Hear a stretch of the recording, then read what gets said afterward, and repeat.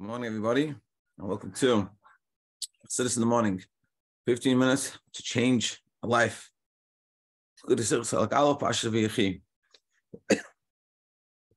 Okay, in this sikha, we're going to discuss the brachas that Yaakov gave to his sons, focusing on Asher, and also in order to understand the bracha he gave to Asher, contrasting it, or not contrasting, but on this first understanding done, and the mile of done.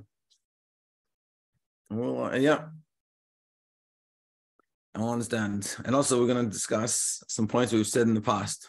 Very interesting. Okay, let's get straight into it. Vayechi. The blessing that Yaakov gave. It's been Asher here. What's the blessing that Hashem gave Asher? I mean, that Yaakov gave Asher. Me Asher shamna lachmi. Shmeina lachmi. From Asher will be plentiful his bread. A lot of bread, a lot of kashmas. Rashi mefarish is move on advance. Rashi explains what this means. Shebracha sheyeh shemen rav b'chalka. You have a lot of oil. Yeah, in his portion, in the inheritance when he has that son.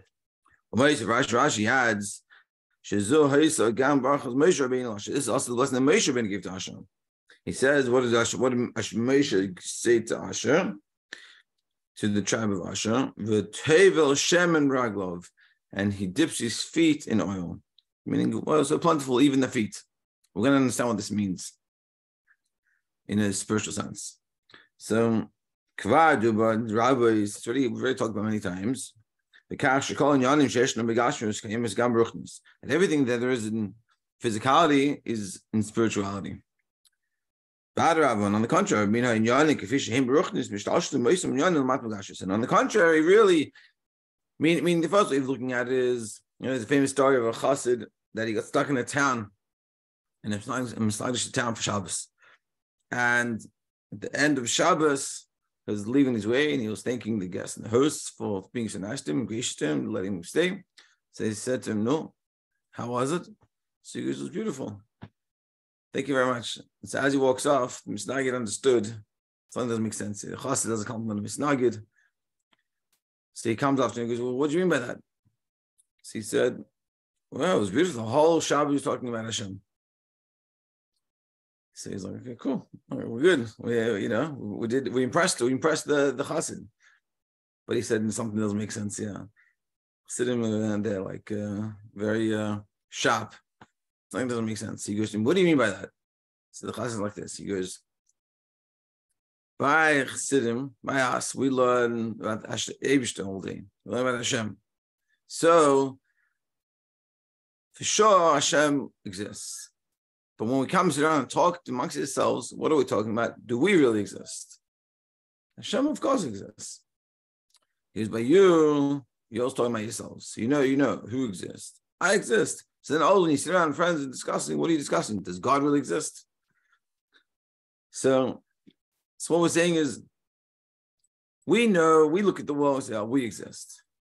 And then we discuss, does God exist? Does the upper worlds, does the holy worlds exist? But what we're saying is that the reality is not what we think, but the reality is upper worlds is that's the essence. That's what's true. Our world is just an offshoot of that. Now, of course, ultimately our world is the Ikka, and this is why Hashem created everything. But what we're saying is the way it works in the upper worlds is what affects the lower world. It's a both. It's funny because they both come from each other. We've learned in the Sikha before coming the other way. But in this, but the axiomatic point that we try to learn here, that we should pick up from here, is that what's reality? Reality is my world, or reality is godliness. This is what we're saying. Reality is godliness, and what happens is godliness. It affects down here. So it says in a different sikha I've learned last week that because it's cold, the reason why it's cold begashmis in winter, in this winter period, it's because Baruchnius, there's less Gilui Elokus. This is sort of what we're saying here. And really what happens, Lamaila, is what affecting below. Now, if this is just talking about physical things in the world that being affected or coming about because of what happens spiritually, how much more so? Even more so things of Torah that they are beruchnius. Because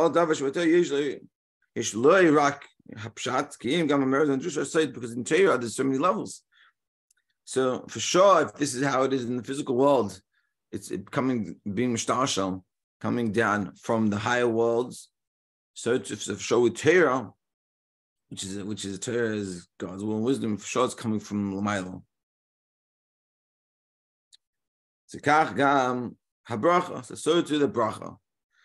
Me asher shamna lachmei, from Asher is going to be plentiful of his bread. So the tevel shemar, so too dipping his feet in oil, like Moshe said. Moshe when he said to tribe of Asher. So those things that we hear that we're talking about in the physical world, now of course, it's another very important axiom. The pasuk doesn't leave its simple interpretation. This in the Rebbe holds it. Like for example, people talk about 6 days of creation. So people have a difficulty with this because science seems to imply that it's a lot longer than this. So one of the ways from people try to answer it is that it's not literal. Like the day that we talk about in Torah is not really a literal day. It's 6,000 years or whatever the calculation. I'm not into it. But the Rebbe, from what I understood, from what I remember reading, the Rebbe said no. The mikri lo yotzim de pshuti. The pasuk is, you have to understand it literally. People try to how to reinterpret the pasuk. The pasuk says it's what it says. The pasuk says that one day. It means one day. It doesn't mean 1 million years. It means one day. That's what we're saying here. So we're not saying that this pasuk talking about Asher, that the blessing that Moshe Rabbeinu gives to Asher, that his feet will be stepping in oil, or that Asher will be very, very plentiful begashmis with this oil, is not what it literally means. That's sure it's also what it literally means. It was physically, that's how it was for Asher. But plenty of oils in his portion. Rashi says it's the Gemara. I'll tell you the story in a second. But it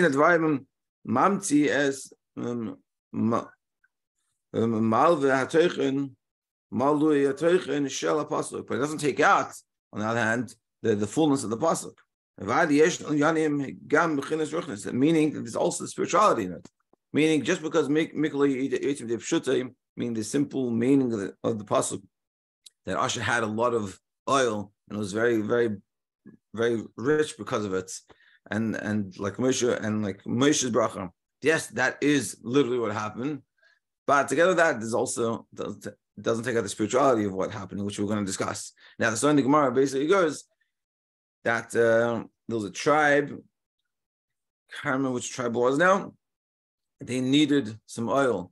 So they sent, for some reason, they sent a guy minister or something, and they sent him, asked him to go get oil for us. So he went down from town to town, and everyone kept on pushing him towards Asher.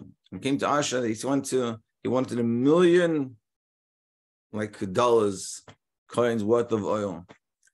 And so the guy was working in the field, and they got told to go to this guy in the field. And they went to this guy in the field in the tribe of Asher, and he said, I need $1 million coins worth of oil. You have? Or 1,000. So he said, yeah, I'm busy working. When I finish working, I'll get it to you. And that's what he finished working the field, and he walked, and the guy just didn't believe it. This guy has all this. And he came and he gave it, they sat and they ate lunch, they washed their hands and feet. When they finished eating, he's like, yeah, let me weigh it out for you. And he poured him, and l'cheira was a lot, and the guy was blown away. And he said to him, so the guy, the farmer from the tribe of Asher said, you need more? So he goes, actually, we need a ton, but I don't have any of the money. So he goes, don't worry, I'll fill it up with you. We'll go together, and you'll pay, and I'll collect the money with you. He said, okay, cool. He said they filled it up. They had to borrow, and so much oil, they had to borrow wagons from the whole of Eretz Yisrael They went together, and they came back to where he was meant to go, and the guy, or call whatever you want to call him, he came back and they were like, "Whoa! Like, look what you did! You succeeded! You're very good." He goes, "Listen, nothing to do with me. This guy had the genius idea to fill them all up and come with me to get paid." And they paid him, and it shows how much begashmius in Asher had, how much oil they had, and how much plentiful it was, and how much it helped them be successful in begashmius. But so now we have to understand this whole inyan of Asher beruchnis. This is all begashmius. What does it mean beruchnis? Base. Inyan v'tevel b'shem aglav. The idea of dipping his feet in oil, spiritually means shemen hu remez chachma. Oil hence to chachma, wisdom, intellect, understanding. Shehi hachelak hanayla v'yesir adam, which is the highest level within a person. Be able to think outside yourself. It's a very deep level. Haregel, in contrast, what's the foot? Hanachos b'yesir adam. This is the lowest level in the person. Mashmos v'tevel shem raglav. But so we have the head and the foot, the highest and lowest. And what does it say in the past? What do we say? That v'tevel shemen raglav. He dips the oil in the feet. Now, like we said in the beginning, oil means hints to chachma. So we're taking the chachma, and the feet are dipping themselves into the chachma. What does that mean? Him sharega mishtamesh b'shemen. That the foot is using the oil. Kalaymar, meaning limroish and b'chinas chitzenis. Even though externally you'd say the feet are the lowest level, but together with that there is within the feet the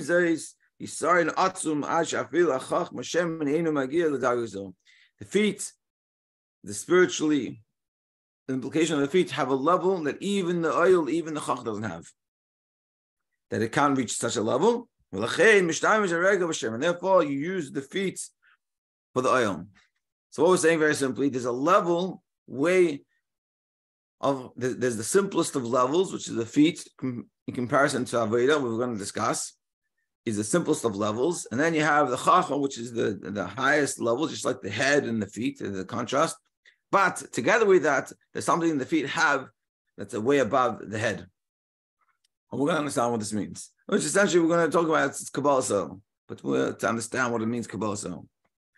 Mashiach's times, Yam Ragla Bayemahu al Har Zisim. And what it says about Mashiach's time, that will stand the feet on that day on the mountain of Zisim. So what does this mean? Hashem and Mishamesh Remez Chachma. So the oil is into Chachma, Zisim Hema Makar Hashem, and the oil and the olives are the sauce of the Chachma. In the mountain of olives, who even the highest level of olives. So this is the Mashiach. This is the highest of highest levels, Har Zaysim. Who this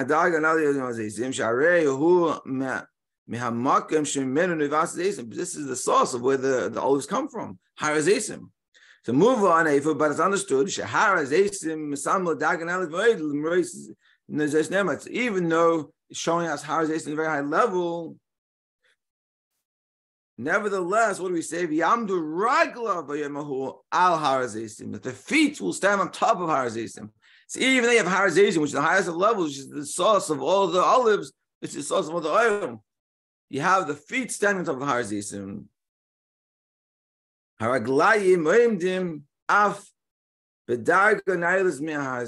the feet are standing even on a high level of Har Zaysim. So we're seeing here this feet, which is honest, the lowest level, has something to it that's way above and beyond. And this is what we're saying. So what does it mean? The Rebbe is going to bring down a little bit. We're going to finish up. What does it mean practically? Shemen is chachma remez adon kashul lemitevekay mitzvahs mishum sheyesh loy behen havana v'rivus. Shemen chachma is when you understand Torah, you have an excitement for Torah, you have a connection with Torah, you feel it, you connect with what you're learning, it makes sense to you, it's inspiring. That's shemen. What's the regel? Ila regel kishavidasai shavidasai es Hashem neivas mekabalso. What's regel? It's kabalso. It's not that you're excited. It's not that you have a real connection when you're learning, and it makes you, transforms you. You have kabalso, which we have to discuss this week. Seemingly, kabalso is a lowest level, is these feet, but Darga Nachusa, it's the lowest level. Sharei Ein Lo Adam Bekach Shum Arivus V'Hargasha B'Chayus Chayonis. You have no excitement, no feeling in what it is you're doing. Ki'im Kabbalah B'Vad Yesh B'Chol Zeis. Nevertheless, even Kabbalah is very simple, and it's like, where's the excitement? Where's the passion? Even though you don't have this necessarily, B'Chol Zeis Yisayin Misuyam Aveda Shemishum Kabbalah Legabe Aveda. Shemishum Tam Vadas, as we're going to explain, there's a specialness of the Avodah of Kabbalah during the Avodah of understanding, Tam Vadas. Mishum Kach, and because of this, Yesh Gam Begashmius, also physically, Sharei Yanim Agashim Nevim Mishtashlim in Aruchni, I was just said before, physicality comes from spirituality. So this is how it is with spirituality, that the Kabbalah has an advantage over the Chachma, over the excitement, and over the passion. So therefore, it also physically expresses itself this way. Yisarin l'regel l'gabe harosh is an advantage for the head, for the feet and over the head. To the extent that the feet complete the head. It says in Pashas Nitzavim, that and we see physically the feet, as much as just the feet, and if in Chas Shalom, a person loses their feet, it's not the end of the world. It's very painful and very not good, but if you lose your head, you lost everything. But together with that, the feet without the head without the feet, it can't go anywhere. And this is what we're going to, as we're discussing in terms of Kabbalah, so there's understanding Torah and connecting with Torah, and there's Torah doing with Kabbalah. So Kabbalah, seemingly that's the worst level. I would never want to do anything with Kabbalah. So it's too much better in a relationship to have Kabbalah. So what's better, Kabbalah or understanding, connecting? What we're going to discuss this week is really that there's something special about Kabbalah in the relationship with us and Hashem, in the relationship between mitzvahs, and also in you could say interpersonal relationships. Having Kabbalah is also very important, and it's something special about it to be discussed tomorrow. Mitzvah Hashem. Have a great day, everybody.